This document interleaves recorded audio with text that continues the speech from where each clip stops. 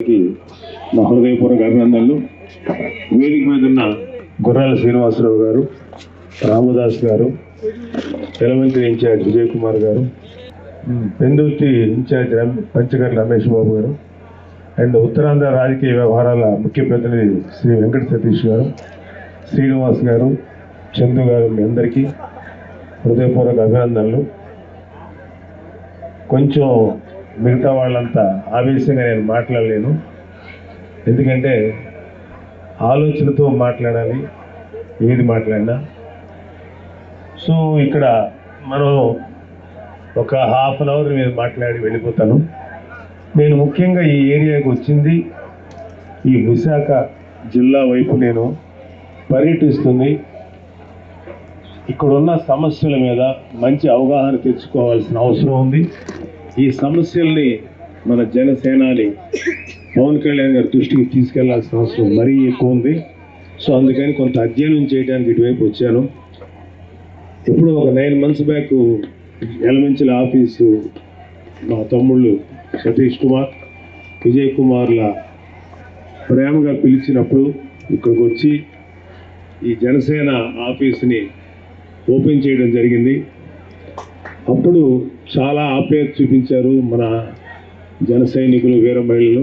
మళ్ళీ ఆ తర్వాత ఇంత సింపుల్గా జరుగుతున్న మీ అందరి ఆప్యాయత, ఆదరణ చూసిన తర్వాత ఏంటో మన ఫ్యామిలీలోకి మనమే వచ్చిన ఫీలింగ్ తప్ప బయటకు వచ్చిన ఫీలింగ్ రాలేదు. Thank you very much, thank you.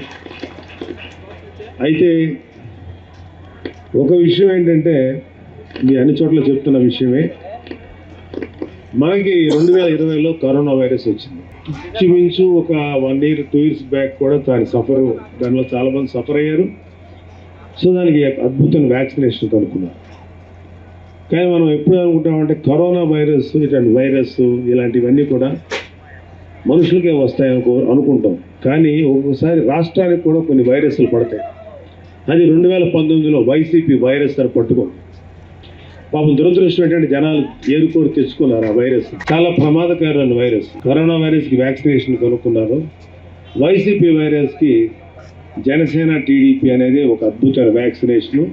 రేపు 24 ఎలక్షన్స్లో ఈ వైరస్కి మీరు వ్యాక్సినేషన్ వేసి ఈ వైరస్ని మన రాష్ట్రానికి, ఈ వైరస్ తాలూకు జబ్బుని తగ్గించే శక్తి మీ చేతిలో ఉంది. దాన్ని గట్టిగా ఉపయోగించుకుందాం. ఇక్కడ ఉన్న సమస్యల గురించి నేను చూస్తుంటుంటే నాకు ఎంత బాధ అనిపిస్తుంది అంటే, ఏ నియోజకవర్గం చూసినా ఎక్కడ చూసినా ఇంచుమించు ఇవే సమస్యలు. కొంచెం అటు ఇటుగా ఎక్కువగా ఇటువైపు అంతా చూస్తుంటే ఫిషర్మెన్ పడే బాధలు, వాళ్ళ సమస్యలు చాలా ఎక్కువగా కనపడుతున్నాయి. ప్లస్ రైతాంగం తాలూకు సమస్యలు ఎక్కువ కనపడుతున్నాయి. సో నాకు ఇప్పుడు అన్నిటికన్నా చాలా సింపుల్గా అనిపించింది, ఈజీగా చేయగలిగిన పని.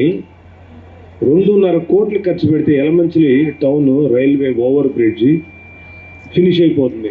ఆఫ్టర్ ఆల్ 2.5 కోట్లు ఖర్చు పెట్టలేకపోతే మీరు పవన్ కళ్యాణ్ రిక్వెస్ట్ చేస్తుంటే ఆయన 2.5 కోట్లు మీకు ఇచ్చేసి ఈ పని కంప్లీట్ చేస్తుంది. కనీసం అలానే అడుగుతుంది.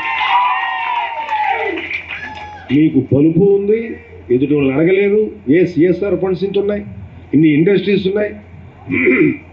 ఒక రైల్వే ఓవర్ బ్రిడ్జిని మీరు ఎలాగో ఇచ్చి చావలేరు గవర్నమెంట్ వాళ్ళు, ఎందుకంటే మీరు తినడానికే సరిపోతుంది. మరి ఇండస్ట్రీస్ని ఎవరినో ఒకరిని కనీసం ఒక ఇన్ఫ్లుయెన్స్ చేసో, లేకపోతే మీరు ఏదో విధంగా వాళ్ళని ఇన్ఫ్లుయెన్స్ చేసి 2.5 కోట్ల రూపాయల బ్రిడ్జ్ వేయించలేరా? మీరు పబ్లిసిటీల కోసం 1000 కోట్లు ఖర్చు పెట్టగలుగుతారు.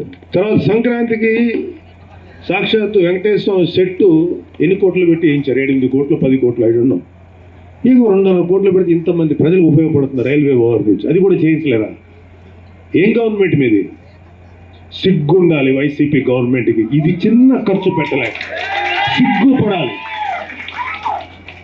సిగ్గుపడాలి.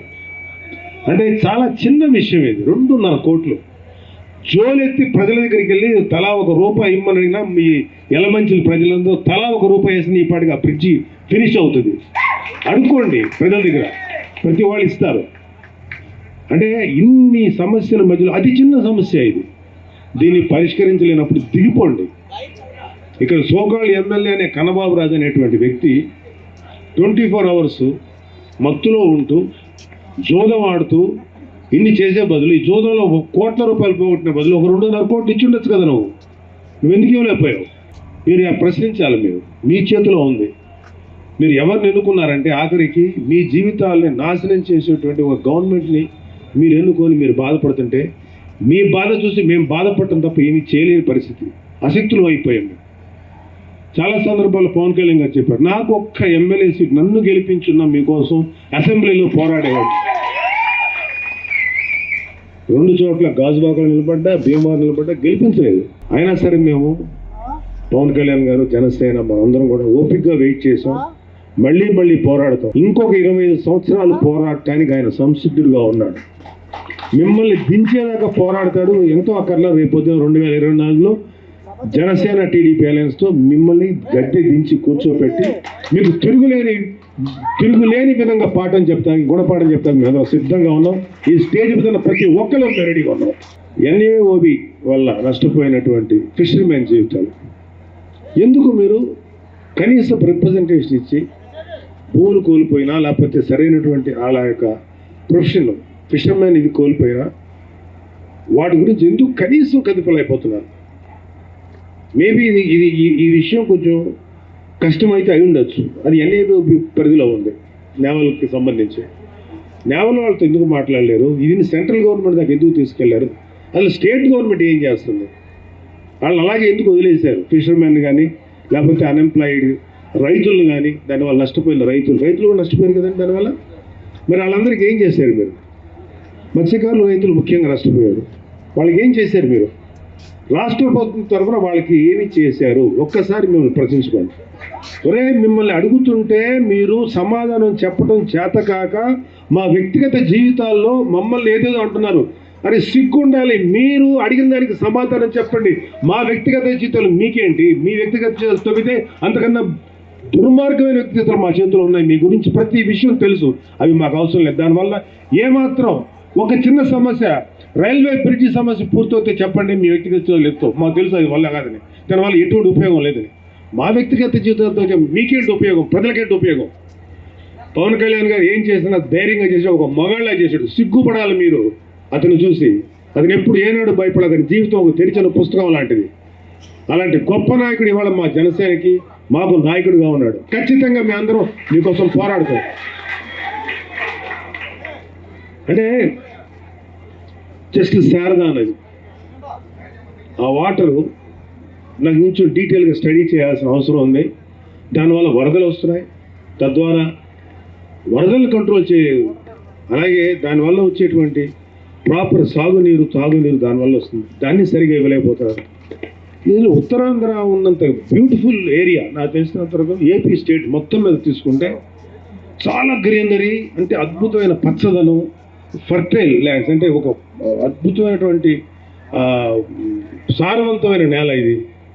అద్భుతమైన పంటలు పండుతాయి, వ్యక్తుల జీవితాలు మారిపోతాయి, అనేక రకాల పంటలు పండించుకోవచ్చు, పండ్లు పండించుకోవచ్చు, అనేక రకాలుగా చేసుకోవచ్చు ఇక్కడ. అయినా ఇక్కడి నుంచి ఉత్తరాంధ్ర నుంచి ఇప్పటికీ ప్రతి వాళ్ళు మాట్లాడే మాట ఉత్తరాంధ్ర వెనుకబాటుదనం. ఇక్కడి నుంచి వలసలు వెళ్ళిపోతున్నారు. ఎన్ని చోట్లకైనా ఇదే మాట మాకు రిపోర్ట్ వస్తుంది. ప్రతి వాళ్ళు వాళ్ళ బాధలు మాకు చెప్తున్నారు. మేము బాధలు విని మాకు తల వాచిపోతుంది తప్ప మేము ఏం చేయగలుగుతాం? జనసేనని ఏమి చేయగలుగుతారు? ఒక్క సీట్ అన్న మీరు ఇచ్చుంటే ఖచ్చితంగా ప్రశ్నించేవాళ్ళం. అయినా సరే రోడ్ల మీద పడి మేము అందరం ప్రశ్నిస్తున్నాం, ఫైట్ చేస్తున్నాం. మా జన సైనికులు మీరందరూ ఎవరైతే జనసేన సపోర్ట్ చేస్తారో మనందరం కానీ ప్రశ్నిస్తున్నాం. ఇప్పటికైనా మనం కళ్ళు తెరిచి ఈ వైసీపీ దుష్ట ప్రభుత్వాన్ని గద్దె దించి కూర్చోబెట్టకపోతే మనకి ఇంతకన్నా ఇంకా దుర్మార్గమైనటువంటి పరిస్థితులకు వెళ్ళిపోతాం. ప్లీజ్ ఇది దయచేసి అర్థం చేసుకోండి.